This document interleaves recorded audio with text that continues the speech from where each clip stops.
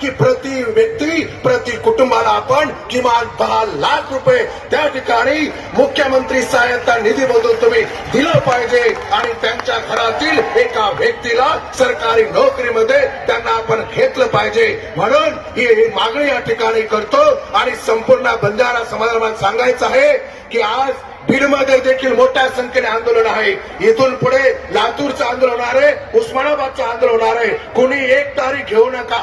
आपल्याला आंदोलन लांब चालवायचं आहे. शांतता ठेवा, संयम ठेवा, भावनिकतेने चालणार नाही. डोकं ठिकाणावर ठेवून चालायचं आहे. आपण आदिम आहोत, आपण पूर्वीचे आहोत. ज्या वेळेला इथे धर्म नावाची गोष्ट नव्हती त्यावेळेला इसवी सन पूर्व 8,500 वर्षापूर्वी सिंधू संस्कृतीतला हा समाज आहे. हा वेगळेपण जपलेला समाज आहे. म्हणून या संपूर्ण जालनातील सगळ्या जनतेला मी लाख कोटी कोटी धन्यवाद देतो की आपण एवढ्या मोठ्या संख्येमध्ये इथे आलात आणि निश्चितच येणाऱ्या दिवसामध्ये आपण आरक्षण घेतल्याशिवाय थांबणार नाही. म्हणून एकच सांगतो जो हमारी बात करेगा वही हम पे राज करेगा. आणि म्हणून ज्या लोकांना आपण मतदान करतो त्या आमदारांना मला सांगायचं आहे की ही मागणी फक्त आमची नाहीये. आमच्या मतावर तुम्ही आमदार खासदार होताय.